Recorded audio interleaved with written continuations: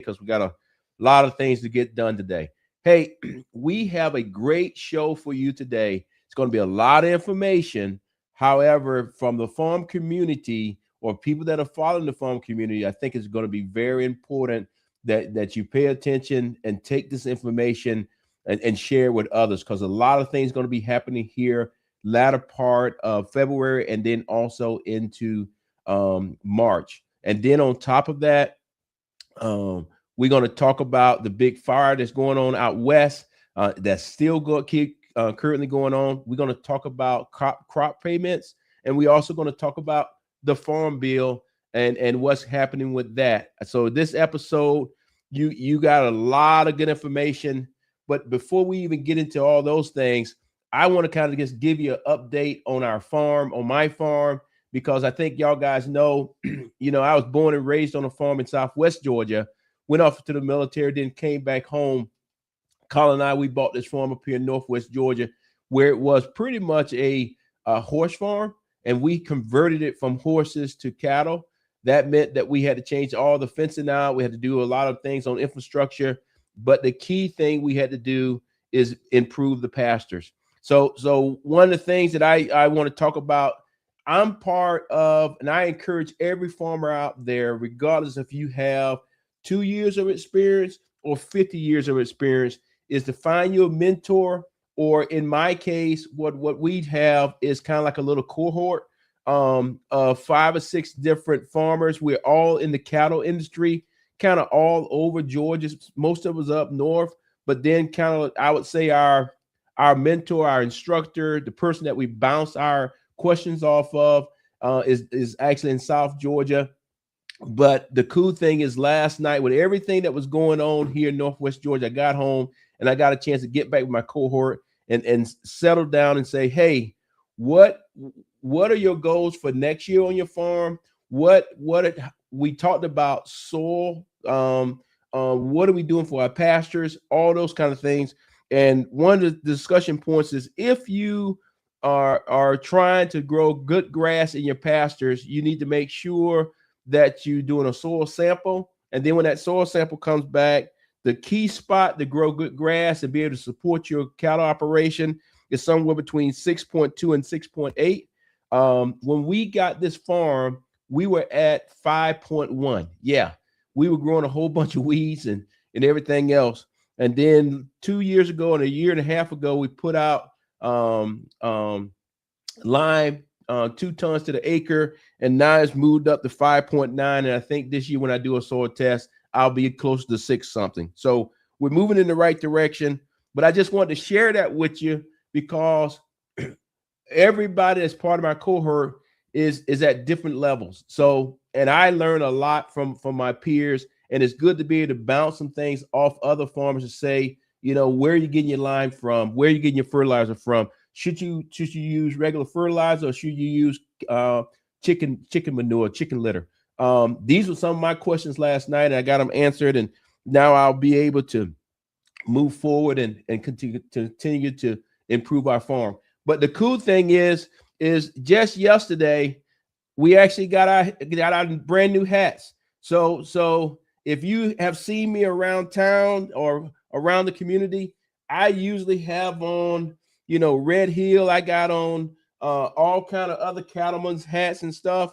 That's awesome, because what I've learned from those guys, you have to build your own brand. You have to make sure that people know that you exist. So I'm so happy that Colin and our farm, '07 Farms, Red Angus, we just got our hats, and as we continue to try to improve our farm, we're not 100% sure if we just going to stay cow-calf operation, or we're going to get on to the meat side of it. But as time go on, you'll start seeing where we pass out our hats, and I hope to see people wearing hats all the way out in Oklahoma and up in New York City when they start talking about beef and quality beef. Hey, we want to come down there to the '07 Farms and buy some cattle or buy some meat. So a lot more to go on that, but I just wanted to put that out there. But this was one of those things that a few months ago we talked about in our cohort, is how do you market your farm? And everybody's talking about, hey, I want to get the word out there. How do you do it? And one of the ways that you can do it is actually hats. We don't sell these hats. We'll be giving them away at social events that we do. And just like I wear Red Hill and other hats, I look for people to be wearing my hat and somebody to say, hey, tell me about that that 07 Farms down there in Rockmart, Georgia. So that's just some great news, and I encourage everybody to get there. Hey, let's get the stool up because we got a lot of things to talk about today. All right. The stool today, as everybody know, if you're not new or whatever, but the stool today, we're going to talk about basically every leg of this stool today. We're going to talk a little bit about livestock. We're going to talk a lot about row crop and specialty crops. Specialty crops is like I said, it falls upon our forestry. And then on top of that, we're even going to give you an update on the farm bill, what's currently going on, and follow up. So as a local farmer, as a farmer, these things are also important to me. And then the other piece of it is all of these things are feeding back into the USDA. So the USDA is very busy right now, a lot of different things going on. And as a farmer or as somebody who's helping a farmer try to keep the paperwork together, you could easily get confused on when do you need to fill out paperwork versus when do you supposed to receive an answer? Did you get qualified, or when do you supposed to receive a payment? Many farmers right now are struggling trying to just keep up with all those things. But the key piece that I would always tell everybody, stay in touch with your NRCS office and make sure you have a great working relationship with them so that you can stay up to speed on exactly where you're at on your particular farm. But before we jump into all of that, right now, this time of season, we're, depending on where you're at, we're coming out of the winter, try to move into the spring, but we're not 100% there. So it is some places around the United States right now that is very dry. Everything is dead. And the worst thing that could happen is you get a fire going. And right now out west, we have a wildfire that's going. It's called a Range Road fire. This fire here is as of right now, over 300,000 acres have actually been burned across Oklahoma and South Kansas. So let's just pause right there, play the video, and then I'll come back and talk some details on the other side. That winter storm, high winds are fueling at least a half dozen wildfires in the plains. One fire spanning Kansas and Oklahoma has burned an area bigger than the city. The governors have declared states of emergency. Jason Allen reports. This massive inferno doubling in size in just 24 hours in the Oklahoma Panhandle. Man, this is a big fire. Burning more than 283,000 acres.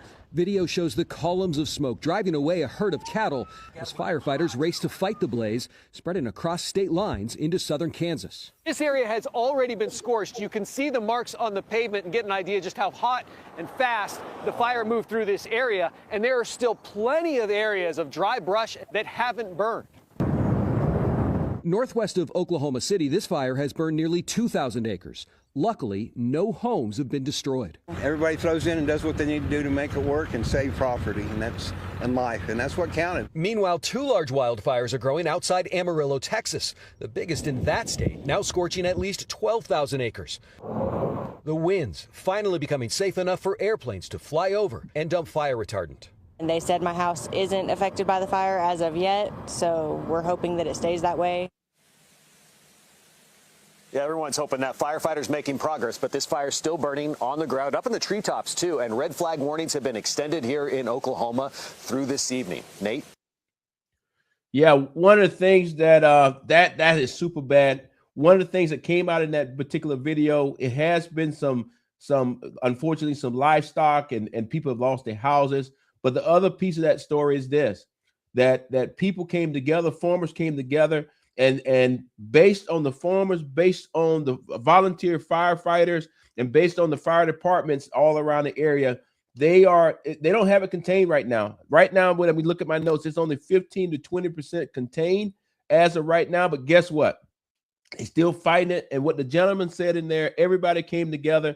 And I know here in Northwest Georgia, as a farmer, I always keep on the back of my tractor pretty much a device that helps with fire breaks and all those kind of things, because a few years ago we did see where a pasture caught on fire here, and we all had to go out there. As I'm not a volunteer firefighter, I want to join and get trained up, but we all went out there and stopped the fire before it got crazy here in Polk County. So that's we'll have more information on it, but hopefully they can get that fire under control here real quickly, because guess what? It is clearly destroying the grazed land. So that's going to affect as we start moving further down the road. We always talk about the crop. I mean, a cattle herd growing. It's going to be kind of hard for it to grow if you don't actually have any grass. And also on top of that, I think it's had some forestry that has actually been hit. So we'll continue to look at this very closely and see what actually happens out there. So let me just look at my notes. That was our fire report.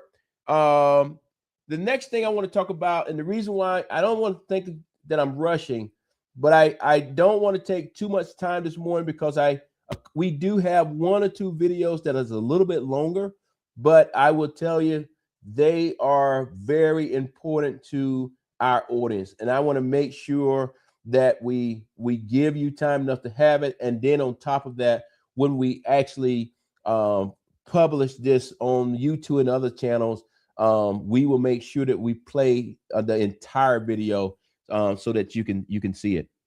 So the next thing that we're going to discuss here real quickly is when it comes to FBA. At the end of the day, we're going to talk about, Shelly, did I mess it up? Are we talking about the Farm Bill, or are we talking about, yeah, with the Farm Bill correct now?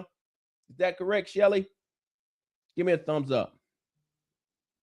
All right. Yep. So let's move into it, and I'll talk about it on the back end.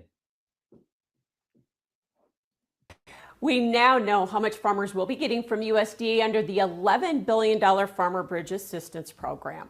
I'm Michelle Roy. Clinton has the day off. The agency releasing the per acre rates on the last day of 2025.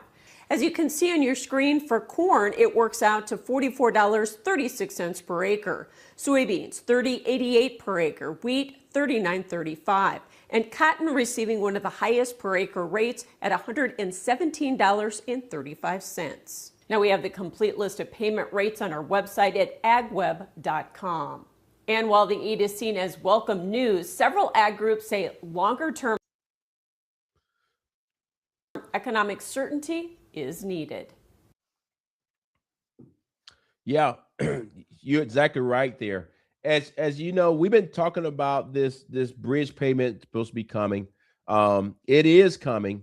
What I know and what I understand, it should be here next week, the end of February. We do have access to a lot of row crop farmers, and I will be talking to them to find out that they actually receive the payment.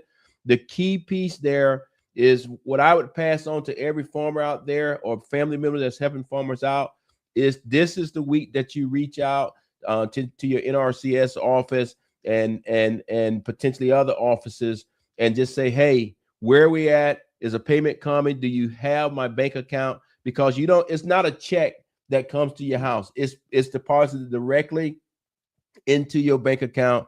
So you need to just make sure you got all your records up to date. One of the key pieces that I want people to know, and I might have said it, but I've said it again, we're expecting to get the payments on February 28th. So I think that's next week. And those payments will be based on reports that came out of 2025. Key piece there is your farm had to be registered in the system. And in addition to that, you didn't have to have crop insurance or any of those kind of things. So don't want to get into too much details, but this is a one-time payment. But as plenty farmers are saying right now, or plenty experts are saying right now, is that this $11 billion that's coming out of the administration is not going to be enough, and they might need to come with another bridging strategy. But we'll see what plays out. We got to get through the first one first before we can even start talking about the second one. So I just say let's keep our eyeballs on that and see what's going on. Like I said, it's a lot of things going on in agriculture this week. And one of those things that's going on in agriculture is, guess what? On February 13th, the Agriculture Committee in the House actually just released the text of the brand new farm bill. We've been talking about this, and let me just put that up and let's talk about it a little bit.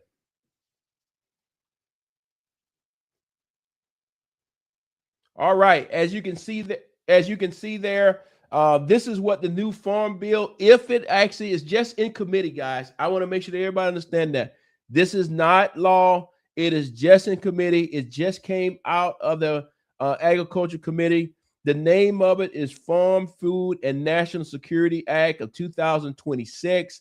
It's just a draft. The draft will be out on February 13th. When it comes out on February 13th, we will get a copy of it. I will personally read it.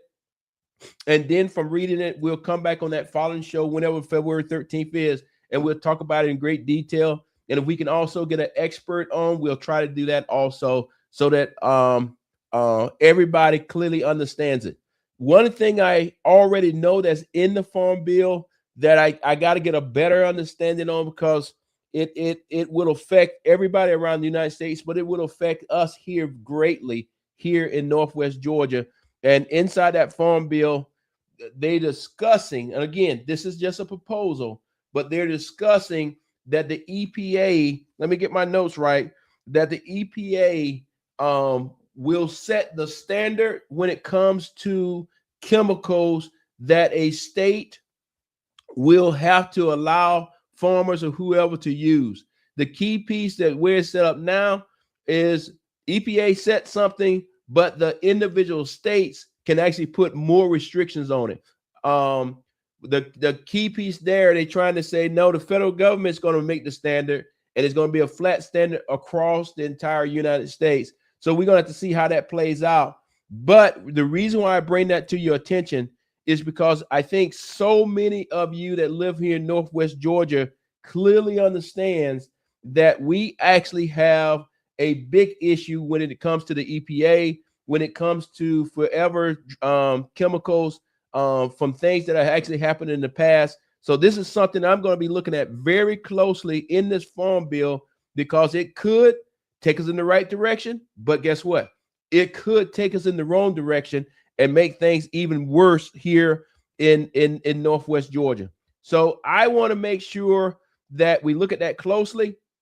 And as I transition here, this video here is getting you ready for Monday.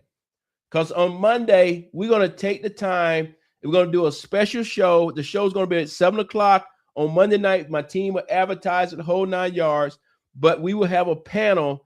And on that panel, we're going to be discussing PFAS and what is currently going on in this current mock-up of the Farm Bill when it comes to chemicals and who regulates them and all those kind of things could have great effect on us here in Northwest Georgia when it comes to PFAS, how we get it cleaned up, who's doing what and when. So, Shelly, can you play the PFAS video? This video, guys, is a little bit long. I think it's about 3.5 minutes, but please stick with me. Watch the whole thing, because come Monday, we're going to have a panel that's going to discuss these particular things. We'll discuss the Farm Bill, but we will discuss what's currently happening on the ground here from Dalton to Rome, Georgia. So, Shelly, please play that play.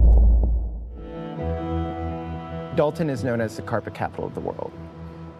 This is a town that lives and breathes the carpet industry. There are dozens of carpet mills located there.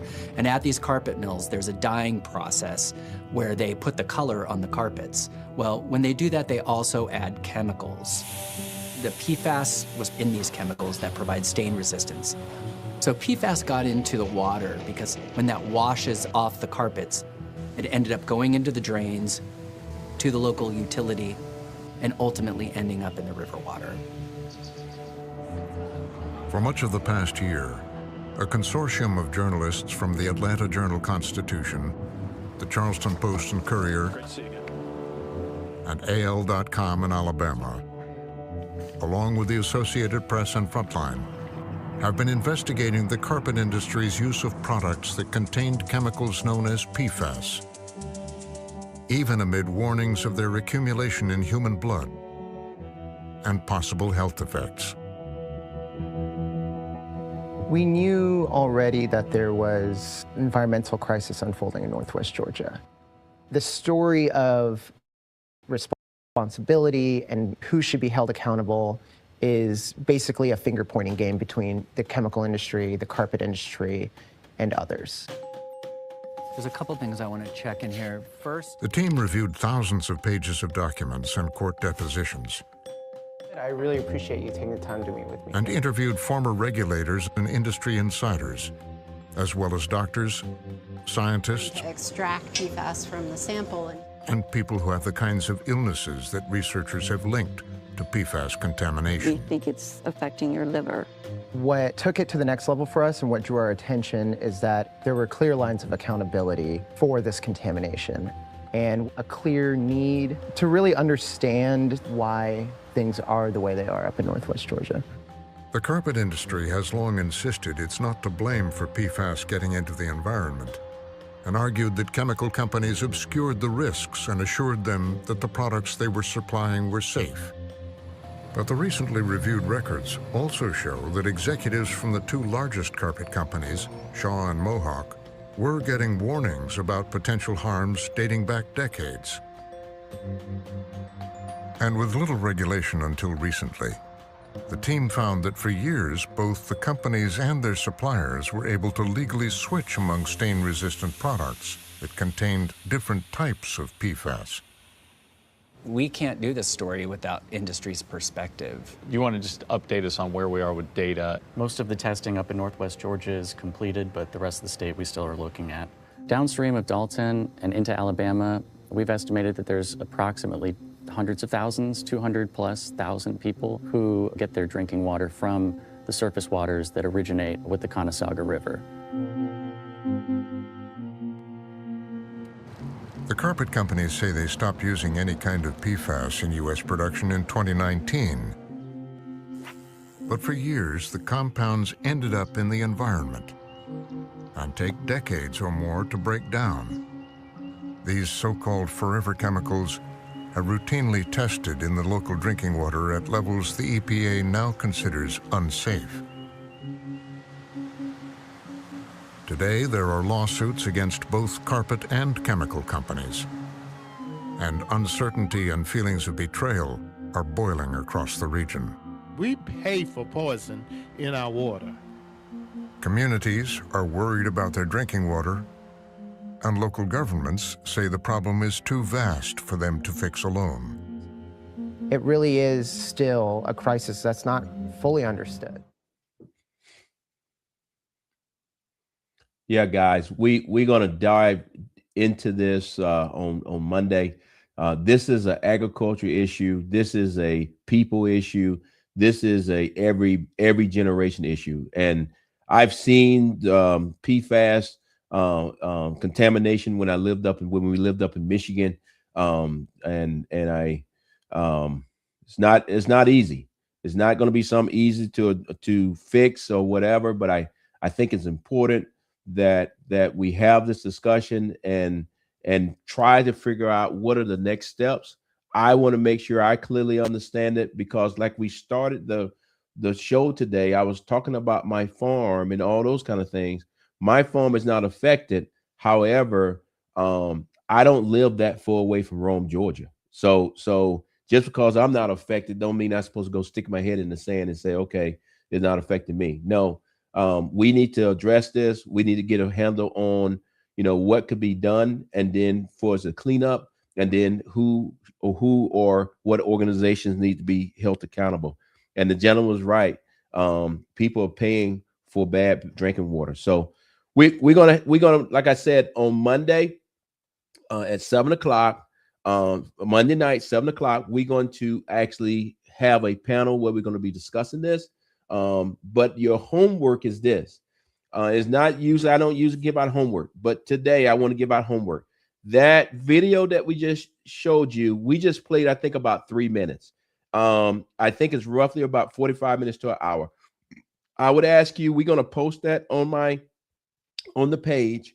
I would ask you to take the time to look at the entire thing so that when we have our panel, you can come up and ask questions and everybody's up to speed at exactly where we at. Because this PFAS issue is, I would go and say, is probably one of the #1 issues that's affecting Northwest Georgia. Because yes, affordability is out there, and yes, all these kind of things. But if you're not living, and your next generation is not living, and the generation after that is not living, then we got some big problems. So I just can't sit here like a bunk on a log and say it's just going to go away. I need to get involved and try to help in any kind of way I possibly can. And this show here, Voices from the Dirt Road, is supposed to talk directly to farmers, supposed to be a way that farmers can get the word out. And I know too many farmers that's in that region that right now their farms are contaminated. They can't sell the meat. They're not sure on the water piece. So I need to make sure I do the right thing and discuss what's actually happened right here in the part of Georgia that I live in. So that's where we're going to be. That's the show for today. Hopefully it wasn't too long, but you do have homework to actually look at that entire thing. Is a very good documentation show. So with that, hey, my cup is empty. That's the end of the show. If you see me out there somewhere today, say hi, and I'll be out and about, because I know I got to go back up to Rome and talk with some farmers. That's going to be great. And then I got to go some other places and talked about some things that are happening in agriculture. So let's have a great day. And hey, guys, keep farming.